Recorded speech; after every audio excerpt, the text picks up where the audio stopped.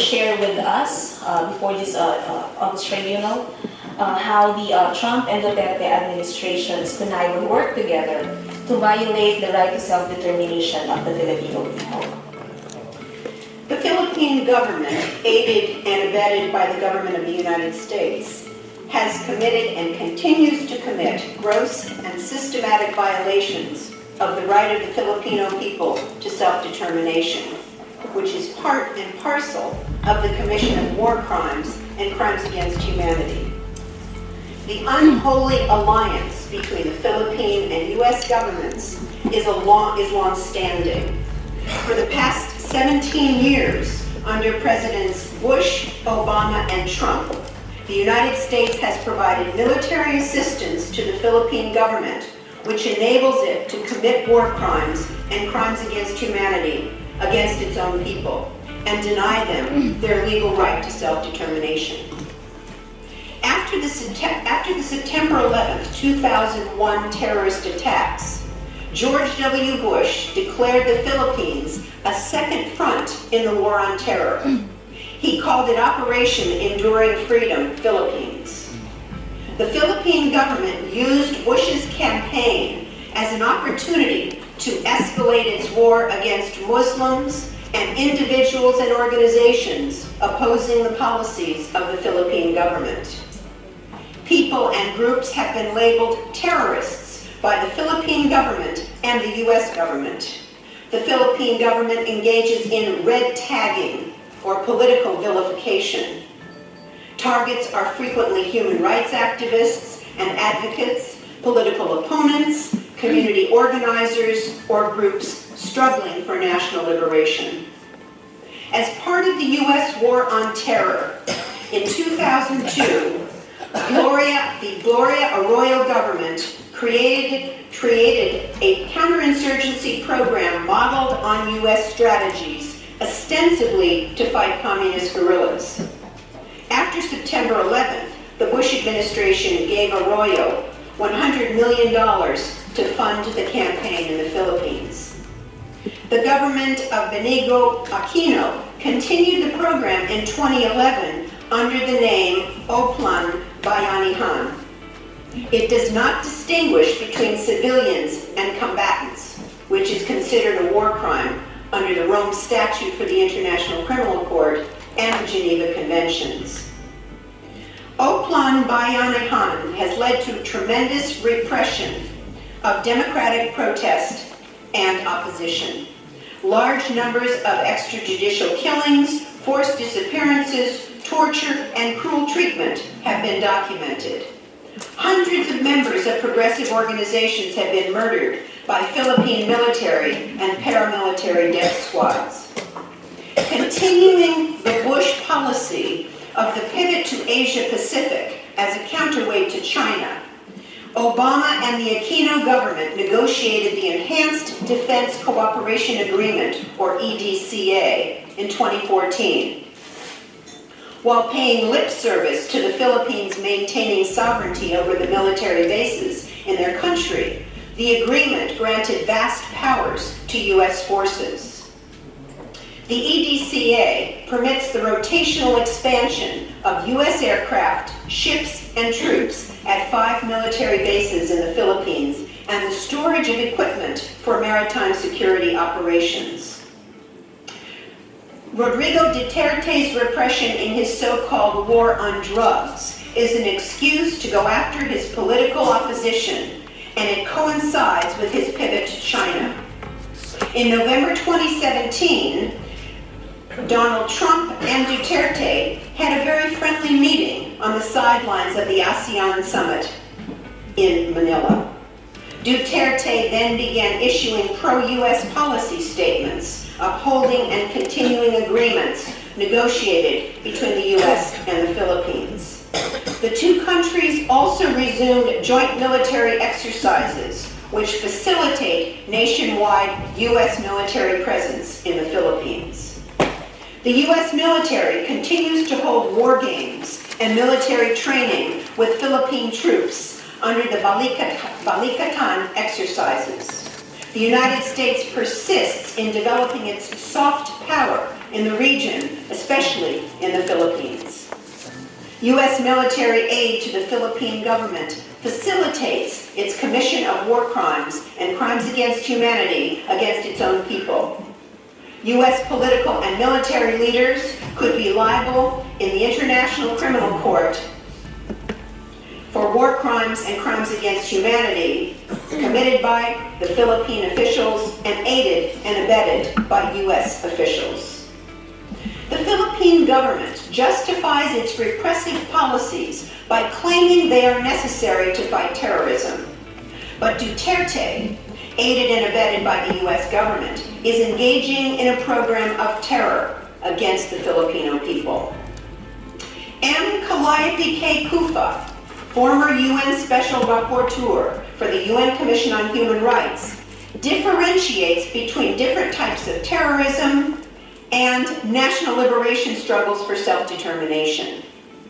Regime or government terror is conducted by organs of the state against its own population to preserve a regime or suppress challenges to its authority.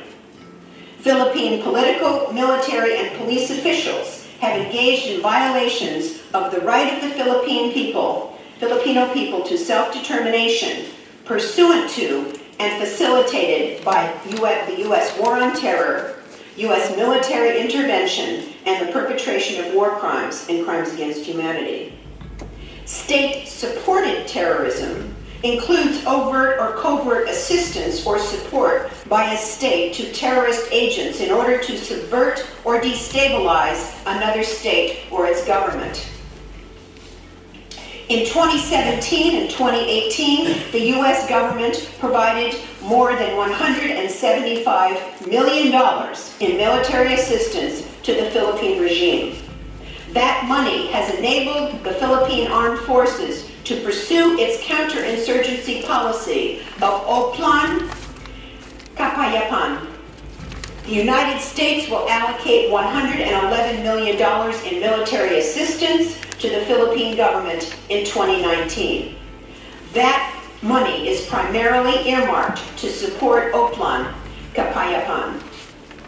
On August 30th, 2018, the U.S. government announced it will provide $60 million in security assistance to the Philippines under the Indo-Pacific Strategy. The Indo-Pacific Strategy is intended to create a framework for private sector money and investments to come to the region.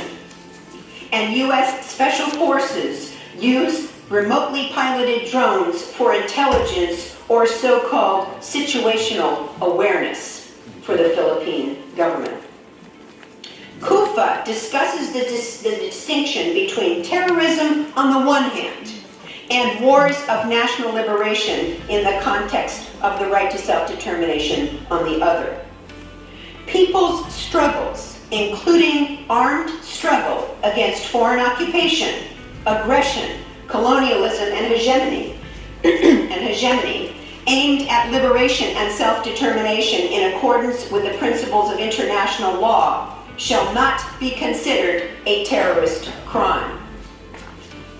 Philippine political, military, and police officials have engaged in violations of the right of the Filipino people to national and self-determination by misrepresenting those rights as terrorism and the groundless listing of individuals and organizations as terrorists. The right to political self-determination is enshrined in the United Nations Charter. It is also guaranteed by the 1976 Universal Declaration on the Rights of Peoples, also known as the Algiers Declaration, the International Covenant on Civil and Political Rights, the International Covenant on Economic, Social, and Cultural Rights, and several UN General Assembly resolutions.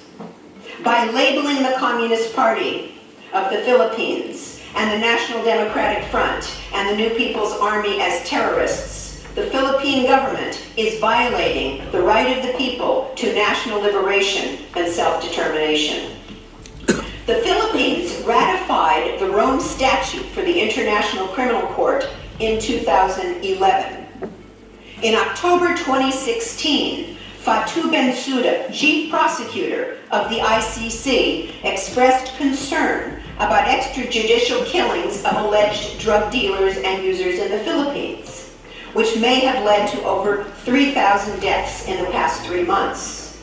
Bensouda stated that extrajudicial killings may fall under the jurisdiction of the ICC if they are committed as part of a widespread or systematic attack against a civilian population pursuant to a state policy to commit such an attack. That is the definition of a crime against humanity. She added that any person in the Philippines who incites or engages in acts of mass violence, including by ordering, requesting, encouraging, or contributing in any other manner to the commission of crimes within the jurisdiction of the ICC, is potentially liable to prosecution before the court. In February 2018, Bensouda opened a preliminary examination into possible crimes committed since at least 1 July 2016 in the context of the so-called War on Drugs campaign launched by the Philippine government. A preliminary examination is an initial step to determine whether there is a reasonable basis to proceed with a full investigation. The following month, in March 2018, the Philippine government submitted a written withdrawal from the Rome Statute, but that withdrawal will not take effect for 1 year. Bensouda responded, quote, "A withdrawal has no impact on ongoing proceedings or any matter which was already under consideration by the court prior to the date on which the withdrawal became effective." Murder, torture, other inhumane acts such as the use of white phosphorus which burns to the bone, and persecution based on political grounds when committed as part of a widespread or systematic attack directed against any civilian population with the knowledge of the attack, constitute crimes against humanity under the Rome Statute. The doctrine of command responsibility, first developed at Nuremberg and enshrined in customary international law and in the Rome Statute, provides that commanders all the way up the chain of command to the president or the commander-in-chief can be liable for war crimes and crimes against humanity if they knew or should have known they would be committed by their subordinates and they did nothing to stop or prevent it. That provides the liability for Duterte and his officials, even if they did not personally carry out these war crimes and crimes against humanity. U.S. leaders can also be liable for their assistance to the crimes committed by the Philippine regime. The Rome Statute prohibits aiding and abetting war crimes and crimes against humanity. An individual can be convicted of war crimes or crimes against humanity if he or she aids, abets, or otherwise assists in the commission or attempted commission of the crime with the purpose to facilitate the crime. This includes providing the means for its commission. U.S. military and political leaders, with full awareness that the Philippine government is committing war crimes and crimes against humanity, aids, abets, and assists those crimes by providing military and strategic assistance that enables their commission. That includes military assistance, it includes money, surveillance with drones, and so-called intelligence to the Philippine government. Even if the ICC does not ultimately investigate and prosecute war crimes and crimes against humanity committed by military and political and police officials of the Philippines and the U.S. government, other countries could investigate and prosecute those crimes under the well-established principle of universal jurisdiction. Any country can bring a foreign national to justice for the most heinous of crimes, including war crimes and crimes against humanity. if the home government of that foreign national is unable or unwilling to effectively investigate and prosecute. This is the concept of complementarity, which also exists in the Rome Statute, and that is that it is a court of last resort, both the ICC and a universal jurisdiction proceeding, and that means that it will only step in if and when the home country of the foreign national is unwilling or unable to prosecute. Duterte has proved unwilling to prosecute those responsible for the heinous crimes against the Filipino people. In fact, since his criminal policies come from the top, his government would have to prosecute him and his lieutenants. Unlikely. The US government, which has been unwilling to prosecute those who conducted torture and other war crimes during the Bush administration, has also failed to bring its people to justice for aiding and abetting the crimes committed by the Philippine government. Philippine and US political and military leaders must not enjoy impunity for their crimes. Achieving justice for the Filipino people is not just a matter for the people in the Philippines. Americans and other people throughout the world had a responsibility to bring the criminals to justice. The Filipino people continue their valiant struggle for national liberation and self-determination. Providing legal accountability for the crimes of Philippine and US officials will help to deter them from committing additional crimes in the future. Thank you. Thank you, Ms. Witness. You have no further questions for the witness, Your Honor. Questions?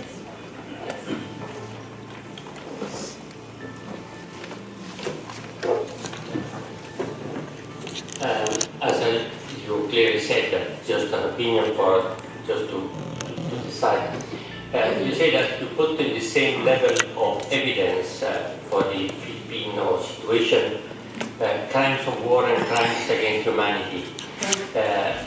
I wonder whether in fact, while you could agree or discuss about the condition of war or internal war, which is a kind of, I say, more old question, which was already taken to the peace talks, and then peace talks were withdrawn, so we say indirect war. Do you think that would be important to keep the two chief of opposition together, or you feel that the crimes of war could be less compelling from the point of view of, say, formal international law? We could agree that we could have in a situation like that, because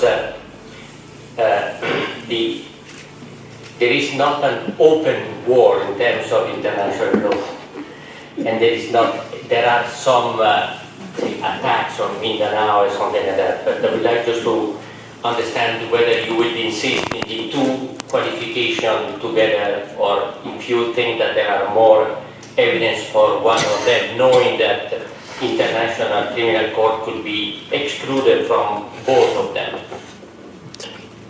Well, the International Criminal Court does investigate and prosecute both war crimes and crimes against humanity, and I would think that Bensouda, she says she is looking at crimes against humanity, but if she does a full investigation, she will also see evidence of war crimes. Now, if there is a problem because it's a non-international armed conflict, I don't think there is. I think there can still be war crimes liability. There is clearly liability for crimes against humanity, whether or not there is an actual state of war. So I think that presenting evidence and arguing to the International Criminal Court that the Philippine government, aided and abetted by the US government, has committed both war crimes and crimes against humanity can be analyzed separately. I don't think that including war crimes with crimes against humanity in these allegations will take away from the strength of the case of crimes against humanity. Further questions from the panel?